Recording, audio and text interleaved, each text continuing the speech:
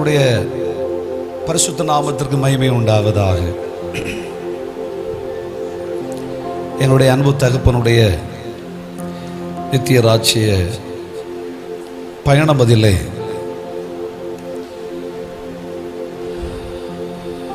எல்லை கொள்ளாத நம்பிக்கை எங்கள் இருதயங்களில் இருந்தாலும்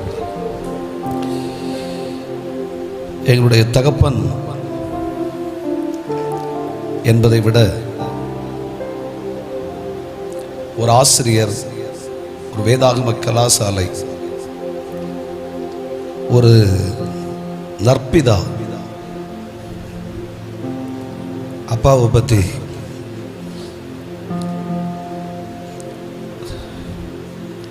என்ன சொன்னாலும் விவரிக்க முடியாது. ஏன்னா இன்றைய கால ஊழியங்களிலே ஊழியர்கள் அழைப்பு பெறுகிறார்கள், தேவனுடைய வேலைகளுக்கு என்று வருகிறார்கள். சில பேரை தங்களோடு சேர்த்துக் கொள்ளுகிறார்கள். சம்பாத்தியங்களை எவ்வளவாய் சேர்க்க முடியும் என்று பார்க்கிறார்கள். தங்களுடைய சமயங்களை இந்த பூமியில் இருக்கிறதான தங்கள் சம்பிரயங்களுக்கெல்லாம் செலவிடுவதற்காக எதிர்பார்க்கிறார்கள். ஆனால் எங்கள் அண்ணன், எங்கள் அத்தான்மார், எங்களுடைய சகோதரிகள், எங்களுடைய பிள்ளைகள், இவங்களுக்கெல்லாம் ஆண்டவர் கொடுத்ததான ஒரு பெரிய பாக்கியமான அப்பா அம்மா. இவங்க ரெண்டு பேரும் தேவனுடைய வேலைக்காக அழைப்பை பெற்ற தேவ சமூகத்தில் வந்து இவங்க ரெண்டு பேர் சேர்ந்து ஒரு நாள் ஒரு ஹோட்டலிலே போய் சாப்பிட்டுருப்பாங்களான்றது எனக்கு தெரியாது. இவங்க 4 இடங்களிலே சுற்றி வருவதற்கு, சுற்றி பார்ப்பதற்கு போனார்கள் என்பதும் எனக்கு தெரியாது.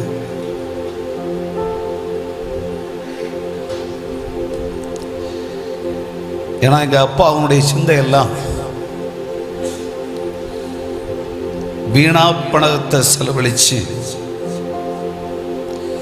தேவ ஜனங்கள் கொடுக்கிற காணிக்க காசை ஆண்டவருக்காக கொடுக்கிறத நம்மையே போய் இப்படி செலவழிக்கிறத விட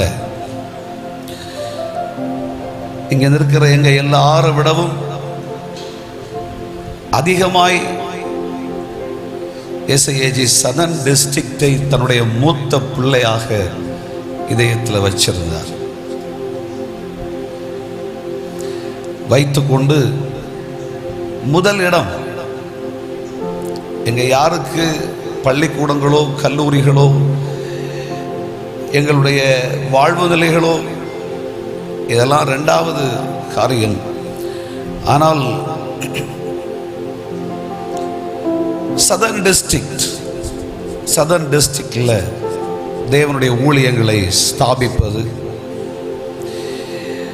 வீணா இந்த பணங்கள் எல்லாம் செலவழிச்சு நம்ம போய் 5 நாள் ஒரு ரெசார்ட்ல போய் தங்குறதை விட அந்த பணத்தை எடுத்து ஒரு தேவாலயத்துக்கு ஓலையை கட்டுறதுக்கு, கூரையை போடுறதுக்கு கொடுக்கலாம். இதெல்லாம் என் காதுல நான் கேட்டிருக்கேன்.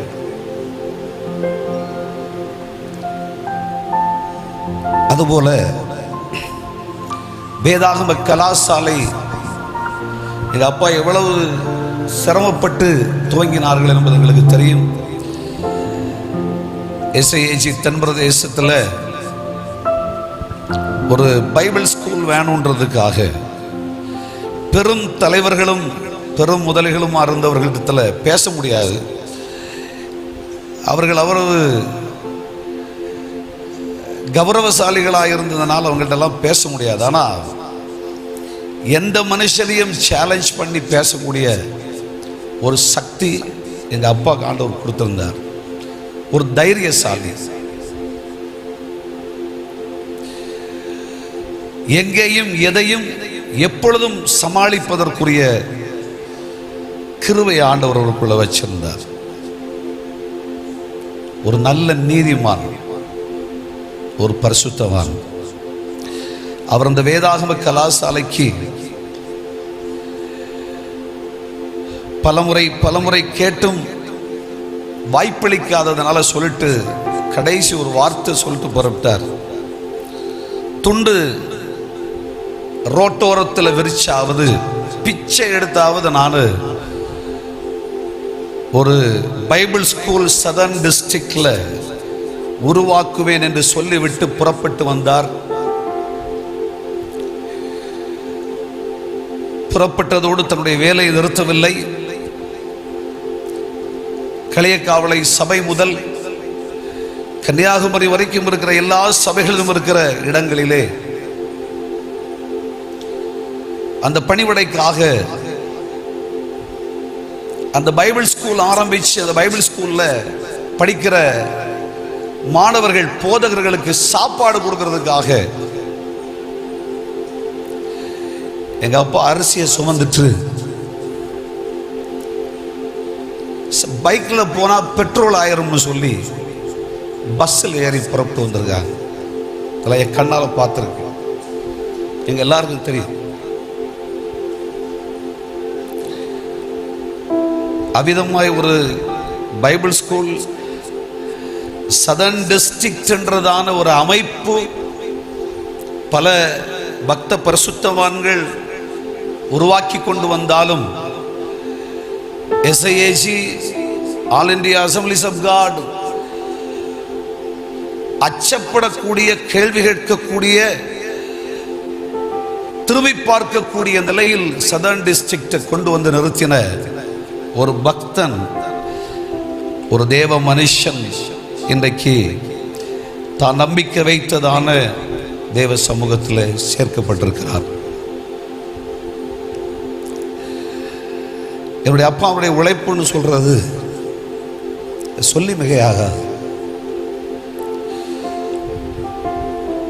இதுவரைக்கும் இங்க நிற்கிற இவ்வளவு பிள்ளைகளுக்காக அவர் எதையுமே சேர்த்து வைக்கல. நான் உங்களுக்கு அதெல்லாம் சேர்த்து வச்சிருக்கேன், உங்களுக்கு எந்த கவலையும் இல்லை என்று அவர் சொன்னதில்லை. ஒரே ஒரு வார்த்தை மட்டும்தான் சொல்லுவார், டேய் கர்த்தர் அழைச்சாரா, கர்த்தர் நம்ம கடைசி பரியந்த நடத்துவாரா, தெய்வம் நம்ம கைவிட மாட்டாரா அப்படின்னு சொல்லுவார். அவ்விதமாய் தன்னுடைய பயணத்தை வெற்றிகரமாய் இந்த பூமியிலே செய்திருக்கிற எங்க அப்பா, ஒவ்வொரு சபைகளும் கட்டப்படுகிற நேரத்தில், பள்ளியாடி திருச்சபை கட்டப்படும் நேரத்தில் அவருடைய காலில் ஒரு செங்கல் ஒன்று விழுந்து ஒரு காயம் ஏற்பட்டது. அந்த காயத்தோட பல சபைகள் கட்டப்படுற நேரத்தில் தன் காலால சேர மிதிச்சு 4 பேர் கட்டுறதுக்கு நின்னா அவங்களுக்கு கட்டுறதுக்கு அவங்க கையில கொடுத்து,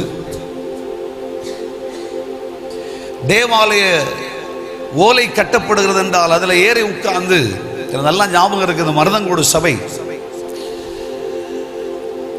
அந்த மருதங்கோடு சபையில ஓலை கட்டுற நேரத்தில் என்னையும் எங்க அண்ணனையும் கூட்டு போய், மக்களே இன்னைக்கு ஒரு வேலை இருக்குன்னு சொல்லி கூட்டு போய் எங்க அப்பா மேல உட்கார்ந்து இருந்தார். எங்க 2 பேர்கிட்டையும் ஓலையை எடுத்து கொடுங்க, டேய் இப்படி வச்சு எடுறான்னு சொல்லி எங்களை அதட்டி சரியா எடுக்க வச்சு கொடுத்து தேவாலயத்தை கட்டினார். நூற்றுக்கணக்கான திருச்சபைகளை இந்த சதர்ன் டிஸ்ட்ரிக்டுக்கு தந்திருக்கிறார். இன்றைக்கு போதகர்கள் மறந்து விட்டார்கள், சதர்ன் டிஸ்ட்ரிக்ட் மறந்து விட்டது. ஆனால் இயேசு எங்களை மறக்கல, எங்க அப்பாவும் மறக்கல. அந்த காலில் ஏற்பட்ட அந்த காயம் அது சண்டைக்காக போய் வந்ததல்ல, சபைக்காக வந்த காயம். அதிலிருந்து புறப்பட்டு அவருடைய சரீரத்திலே சில கஷ்டங்கள் அந்த கால் பகுதியில் மட்டும்தான் இல்லாம அவர் தைரிய நெஞ்சுள்ள மனிதன். எதுக்கு அஞ்ச மாட்டார். ஒரு 1000 பேரை ஃபேஸ் பண்ணாலும் ஃபேஸ் பண்ணுவார். ஒரே நிமிடத்தில் என்ன வேணாலும் போலீஸ் ஸ்டேஷன் கோர்ட்டு எந்த காரியத்துக்கும் அவர் அஞ்சுகிற ஒரு மனிதன் அல்ல. எவரையாயிருந்தாலும் சமாளிப்பதற்குரிய சக்தி ஆண்டவர் அவர் கொடுத்திருந்தார். தேவ பலன் அவருக்குள் இருந்தது. தேவனுடைய பிள்ளைகளே, அவ்விதமாய் எங்களுடைய தகப்பனுடைய மேன்மை மகத்துவங்கள் இவைகளெல்லாம் இன்றைக்கும் பலர் அவருடைய பேரை முதலா கல்வெட்டுல இருந்து தூக்கி வெளியே போட்டாங்க. I'm very sorry. ஆனா அவருடைய பெயர் தேவனுடைய ஞாபக புஸ்தகத்தில் எழுதப்பட்டு இந்த நீதிமான் செய்த தேவனுடைய வேலைகள் எல்லாம் என்று பட்டியலிடப்பட்டு கொண்டே வருகிறது. எல்லாம் செய்து நிறைவேற்றினேன் என்ற முடிவுக்கு தன்னை அர்ப்பணித்து விட்டார்கள். அப்பா காலில் இருந்த கஷ்டம் அதெல்லாம் நினைக்கும் போது தாங்க முடியாது. வேற ஒரு மனுஷன் அதை வச்சுட்டு ஒரு வேலை செய்ய மாட்டான். ஒரு நாள் 3-4 திருமண ஆராதனைக்கு போவார். அடக்க ஆராதனை சொல்லி ஆயிடுச்சுன்னு சொன்னா அது எங்கே இருந்தாலும் சரி, தன்னுடைய காலிலே பலவீனம் உண்டு. ஃபர்ஸ்ட்ல செல்லுலைட்டிஸ் அவருக்கு வந்துச்சு. ஜாண்டிஸ் அவருக்கு வந்துச்சு. டாக்டர் சொன்னார், என்ன கூப்பிட்டு சொன்னாரு, பெஞ்சமின் உங்க அப்பாவை நீங்க மறந்துடணும், ஏன்னா கிரிட்டிக்கலான ஸ்டேஜில் அவர் இருக்காரு, அவருக்கு எந்த ட்ரீட்மெண்ட்டும் செய்ய முடியாது அப்படின்னு சொன்னார். நான் ஒரு வார்த்தை மட்டும் இந்த டாக்டரோட சொன்னேன். டாக்டர், அருமையான டாக்டர் சேகர் அவர்களோட சொன்னேன், அவர் நீதிமானா இருந்தால் இதுவரைக்கும் நீதியை காத்து தேவனுக்கு ஊழியம் செய்தது உண்மைன்னு சொன்னான். அவருடைய காலையும் ஆண்டவர் பராமரிச்சு அவர் ஜீவனையும் எங்களுக்காக, எங்கள் குடும்பத்துக்காக, எங்கள் அம்மாவுக்காக, இந்த சதர்ன் டிஸ்ட்ரிக்டுக்காக தருவார் அப்படின்னு சொன்னேன். என்ன பெஞ்சமின் இப்படி சொல்றீங்கன்னு கேட்டார். இல்லை டாக்டர், அவர் விசுவாசிக்கிற இயேசு பெரியவர், அவர் விசுவாசிக்கிற இயேசு அசாதாரணமானவர், அவருடைய கால்களிலே சுகத்தை அவரால் கொடுக்க முடியும். எங்க அப்பா எழுப்பி நடப்பார். செல்லுலைட்டிஸ் அந்த நிலைகளை மறக்க முடியாது. அந்த வீல் சேர்ல வச்சு உருட்டிட்டு போறாங்க. டாக்டர் வந்து கிளவுஸை போட்டு கால் அப்படியே குத்தி பார்க்குறார். அப்படியே கை உள்ள போயிடுது. அந்த ஃப்ளஷ் எல்லாம் அப்படியே பிச்சு வெளியே எடுக்கிறாங்க.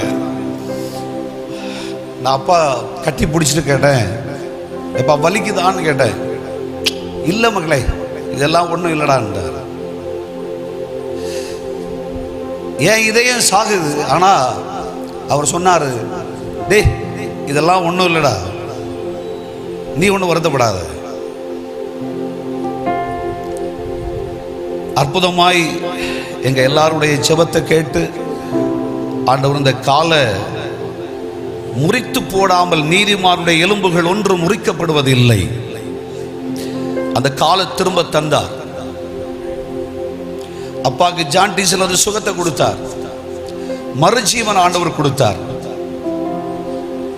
ஆனாலும் தேவனுடைய வேலையில் ஓய மாட்டேன், ஓய்வெடுக்க வேண்டிய நேரம் எனக்கு இல்லை. நான் பலமுறை சொன்னேன்ப்பா, உங்க இருதயத்தை கஷ்டப்படுத்துற இந்த களியக்காவளை திருச்சபை இவ்வளோ ஒரு பெரிய எவ்வளவு கஷ்டங்களை அனுபவிச்சதுங்க. நீங்க டிரான்ஸ்ஃபர் ஆகி வேற ஏதாவது ஒரு இடத்துக்கு போங்க.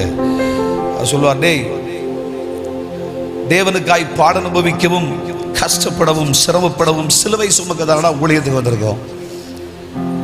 ஏன்டா நீங்க இதெல்லாம் புரிஞ்சுக்காம இருக்கீங்க அப்படின்றார். நாங்க எல்லாருமே சொல்லுவோம், ஏன்னா எங்க அப்பா எங்களுக்கு வேணும்ன்றதுனால. அந்த சூழ்நிலைகளில் எல்லாம் அவர் தன்னை அவ்வளவு தைரியமாக்கி கொண்ட ஒரு தெய்வ மனுஷன். இரண்டாவது, தன்னுடைய வேலையில் ஓய மாட்டேன் என்று மீண்டும் மீண்டும் மீண்டும் மீண்டும் கர்த்தருடைய பணிகளுக்கு புறப்பட்டு போனார்.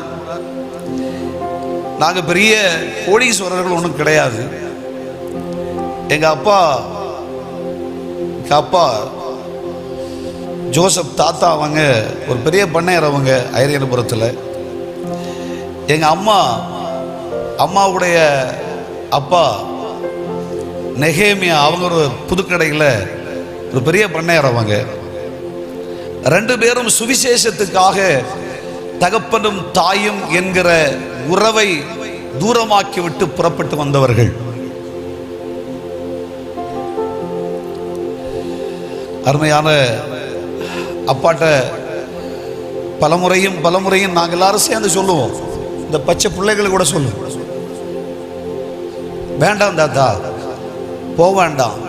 ஆனாலும் காலை எழுந்து என் அப்பா கொடுத்த சொத்துல கொஞ்சம் தடா இருக்குது, அதுல ஏதாவது ஒரு வேலை செய்யணும்னு சொல்லி அந்த சொத்துல போய் இந்த கஷ்டப்பட்ட காலோட வச்சு காலையில 4 மணி முதல் 6 மணி வரைக்கும் அதுல வேலை செய்வார். உழைப்பாளி. நித்திய ராஜ்யத்தில் அவர் சந்தோஷப்படுகிறார் இயேசுவோடு. இப்படிப்பட்ட ஒரு உழைப்பாளிய எங்க குடும்பத்தில் அப்பாவா, மாமாவா, அம்மாவுக்கு புருஷனா, பிள்ளைகளுக்கு தாத்தாவா கிடைச்சதுல நாங்க பாக்கியசாலிகள். அப்படி தேவனுடைய வேலைகளிலே தன்னுடைய உத்தரவாதத்தை மிக நேர்த்தியாய் நிறைவேற்றி கொண்டு அந்த தோட்டத்தில் வேலை செஞ்சு அந்த கஷ்டத்தினால அப்பாவுக்கு எலிஃபென்டியாசிஸ் வந்துச்சு.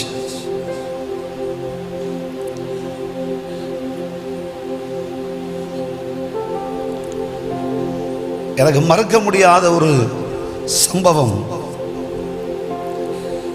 இதே சதர்ன் டிஸ்ட்ரிக்ட் பைபிள் காலேஜ் உள்ளாடி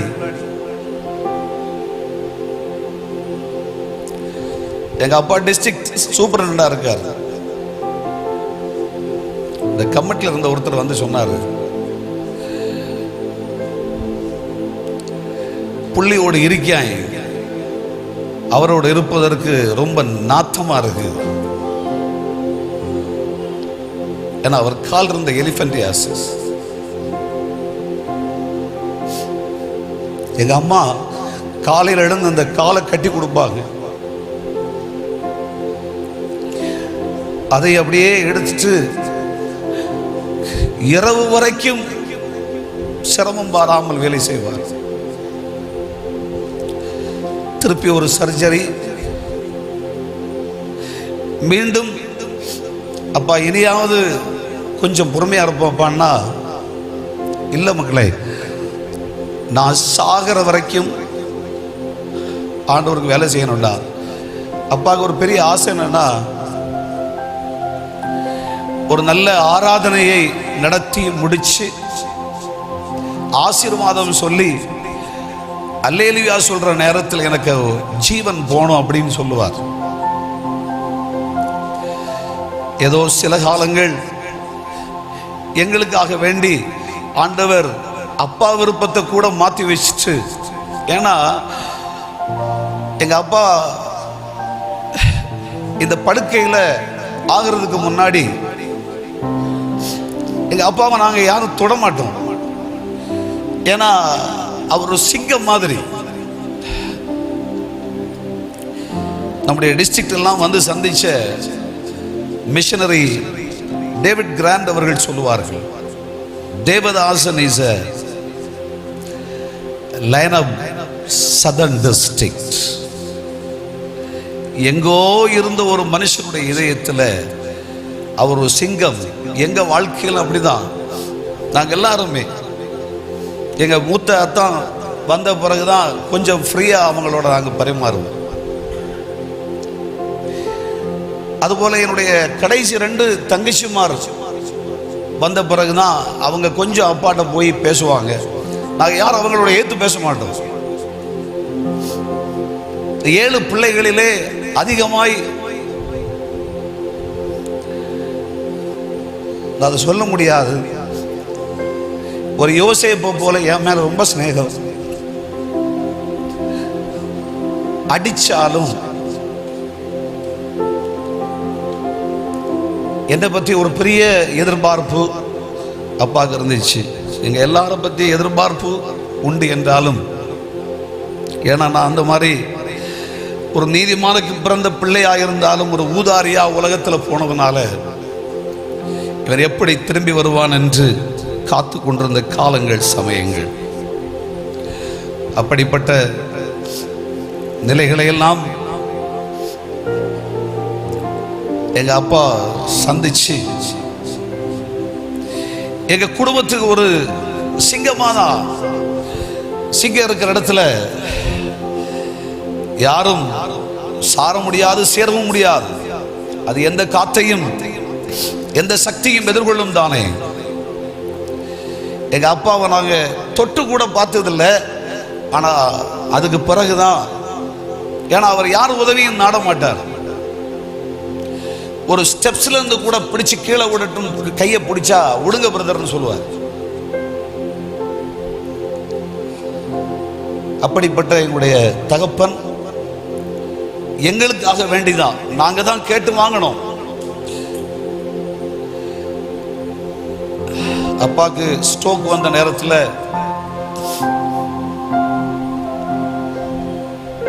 அருமையான எங்க மூத்த அத்தானுடைய அப்பா பாஸ்டர் புஷ்பராஜ் அவர்கள் நித்தியராஜ்யத்துக்கு சென்று விட்டார்கள். அவர்கள் என்னோட கூப்பிட்டு சொல்ற நேரத்தில், மக்களே, പാസ്റ്ററുടെ കാലം തീർന്നു കേട്ടോ, നിങ്ങൾ എന്നാണ് വിചാരിക്കുന്നതെന്ന് കേട്ടാർ. நான் சொன்னேன், மாமா அப்படி சொல்லாதீங்க மாமா, அப்பா எங்களுக்கு வேணும் மாமா. சரி, എന്നാൽ നമുക്ക് പ്രാർത്ഥിക്കാം. 70 ഏറിയാൽ 80 വർഷം എന്ന് പറഞ്ഞിരിക്കുന്ന വാക്യം പറഞ്ഞ് നമുക്ക് പ്രാർത്ഥിക്കാം, ദൈവം തരും அப்படின்னு சொன்னார். நாங்கள் எல்லாரும் அப்பாவுடைய பலவீனம், வந்தவரை சிரமப்படுத்துகிற அச்சூழ்நிலை வந்த நேரத்திலையும் எங்க அப்பா கஷ்டப்படுறாரு, பலவீனப்பட்டிருக்காருன்னு சொல்லி நாங்கள் யாரும் வருத்தப்படல. நாங்கள் எல்லாருமே நீதிமான், தேவனுடைய மனுஷன், அவருக்கு என்ன பணிவிடை செய்வது? இங்க இருக்கிற அத்தனை பேரும் எங்க அண்ணன் இரவு பகல் ஓடி எங்க அப்பாவை பார்த்த நிலை, அதுபோல எங்க அத்தான்மார், எங்க அம்மா ஒரு குழந்தையை விட மிச்சமா எங்க அப்பாவை பார்ப்பாங்க. என்னுடைய கடைசி தங்கச்சி பியூலட் மேரி 4 வருஷம் எங்க அப்பா ஒரு குழந்தையை விட அதிகமா, ஏன்னா ஒரு நிமிஷம் கூட விட்டு பிரிய மாட்டோம். அப்படி அவரை பார்த்தோம். எனக்குள்ள ஒரு ஆசை இருந்துச்சு, கடைசி என்னமா இருந்தாலும் எங்க அப்பாவும் அம்மாவும் என் கூடயே, ஏன்னா ஒரு தனி வீடு, ஒரு சூழ்நிலையில் தென்பிரதேசத்திலிருந்து கொடுக்கப்பட்ட கஷ்டம், அந்த சபையிலிருந்து தூக்கி வெளியே போட்டாங்க. அவங்க ஹாஸ்பிட்டலில் இருக்கிறாங்க. எங்கள் அம்மாவை, என் தங்கச்சி, எங்களுக்குரிய எல்லாத்தையுமே தூக்கி வெளியே போட்டாங்க. வீடு எங்கள் அண்ணன் ஓடி ஓடி ஓடி மாத்தாடத்தில் போய் ஒரு வீடை கண்டுபிடிச்சார். அன்னைக்கு என்ன சொன்னேன், நமக்குன்னு அப்பா ஒரு வீடு கட்டி வச்சிருந்தாங்கன்னா இவங்களெல்லாம் போய் நம்ம ஏன் கையேந்த வேண்டிய அவசியம்? எங்க அம்மா சொன்னாங்க, இல்லை மகளே, நித்திய ராஜ்யத்தில் நமக்கு வீடு இருக்கு. அப்பா இதுதானே சொல்லும். ஆனாலும் நாங்க சேர்ந்து இணைஞ்சு 6 months 6 மாதத்துல ஒரு வீடை கட்டி, ஏன்னா எங்க அப்பா சொந்த வீட்டில் இருக்கணும் அப்படின்ற ஒரு ஆசை எங்களுக்குள்ள இருந்துச்சு. அதனால எங்க அப்பா அம்மா சொந்தமான வீடு, அந்த வீடு எங்க குடும்ப வீடா நாங்கள் போனோம் அப்படின்னு சொல்லி அண்ணனுடைய சர்ச் பறக்குந்து சர்ச் பக்கத்தில் ஒரு இடத்தை வாங்கி ஒரு வீட்டை கட்டினோம். அந்த வீட்டில் இருந்தாங்க. அவர்களை அளவுக்கு மிஞ்சி பராமரித்தோம். பிறகு என்னுடைய இருதயத்தில் என் அண்ணன்டே ஒரு நாள் நைட்டு போய் 2:30 மணி வரை உட்கார்ந்து சொன்னேன், ஏன்னா அப்பா அம்மா இனிமே தனிமா இருக்க வேண்டாம், ஒன்னில் உன் வீட்டில் இருக்கட்டும், இல்லை என் வீட்டில் இருக்கட்டும், நம்ம கூட இருக்கட்டும். அவங்களுடைய காலங்கள் நம்ம கூட இருக்கட்டும், நம்ம கஷ்டமோ நஷ்டமோ அவங்க அனுபவிச்சுக்கிட்டோம். நிறைவோ குறைவோ எதா இருந்தாலும் அவங்க நம்ம கூட இருக்கட்டும். அண்ணனுடைய சிச்சுவேஷன், சில சூழ்நிலைகள், அதனால அந்த நேரத்தில் மீண்டும் பேசி ஒரு முடிவெடுக்க முடியாத நேரத்தில் அப்பாவுக்கு சிக்காயிட்டாங்க. அந்த நேரம் நான் என்ன செஞ்சேன்னா, அப்பாவையும் அம்மாவையும் கூட்டிக்கிட்டு என்னுடைய வீட்டில் கொண்டு உட்கார வச்சு, எப்போதும் ஊழியத்தை முடிச்சு வீட்டுக்கு போகும்போது என் இதயம் சொல்லும், ஒரு நீதிமான், ஒரு பரிசுத்தமான அம்மா 2 பேரும் மேல் வீட்டறையில் ஜெபித்துக் கொண்டிருக்கிறார்கள், வேண்டுதல் செய்து கொண்டிருக்கிறார்கள் எங்களுக்காக என்ற சிந்தை எனக்கு வரும். அப்பாவை இங்கே இதெல்லாம் ஒழுங்கு செய்து வச்சுட்டு நான் வீட்டுக்கு போனேன். என்னையே தெரியாம நான் போய், ஏன்னா நான் காலையில் எழுந்து ஜெபிக்க போகிறதுக்கு முன்னாடி எங்கள் அப்பாவை பார்த்துருவேன். எங்கள் அம்மாட்ட பார்த்து, அம்மா நீங்கள் தூங்குங்க அப்படின்னு சொல்லிட்டு நான் போவேன். என்ன தெரியாமலே நான் மாறி போய் அப்பா அங்கே இருக்காங்கன்னு நினச்சி இன்னைக்கு காலையில அந்த கதவை திறந்தேன். அருமையான அன்பர்களே, அப்படி எங்களுடைய பாசத்துக்கு நேசத்துக்கும் சில காலங்கள் எங்களால் பராமரிக்கப்படும்படி அப்பா ஆண்டவர் எங்களுக்கு கொடுத்தார். இன்னைக்கு ஆண்டவருடைய அநாதி தீர்மானத்தின்படி அவர்கள் நித்திய ராஜ்யத்திலே சேர்க்கப்பட்டிருக்கிறார்கள்.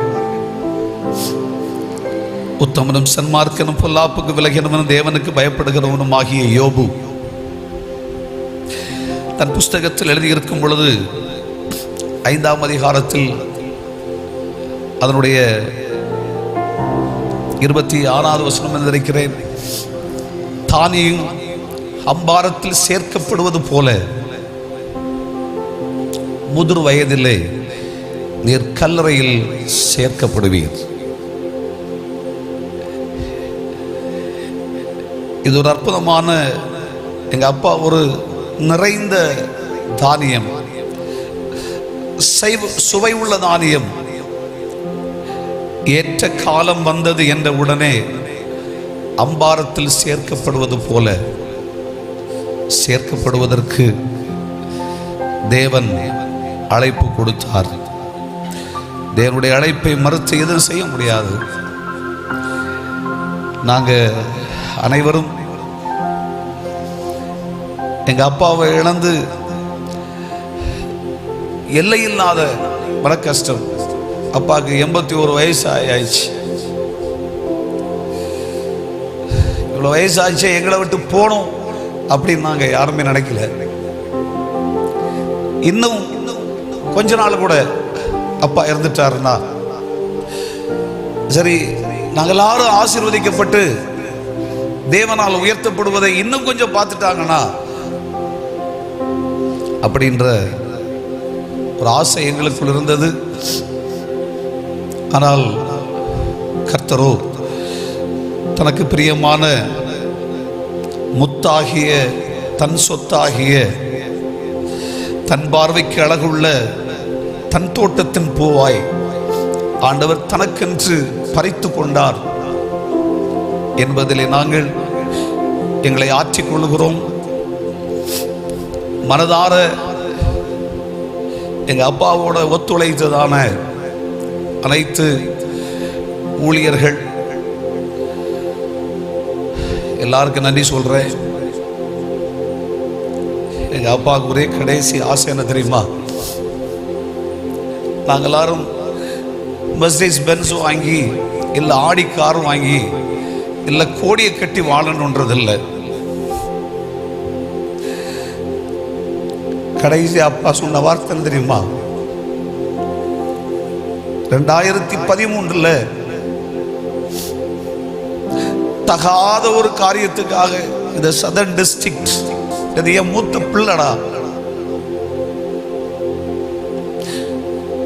அது 2 பிரிஞ்சு போச்சு. நான் கண்ணை மூடுறதுக்கு முன்னாடி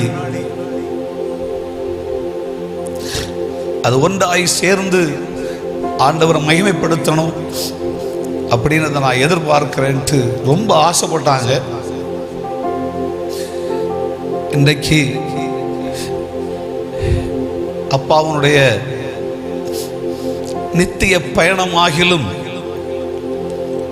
இனி ஒரு மாறுதலை கொண்டு வரட்டும், ஒரு பெரிய திருப்பத்தை கொண்டு வரட்டும் என்று கர்த்தருக்குள் எதிர்பார்க்கிறேன்.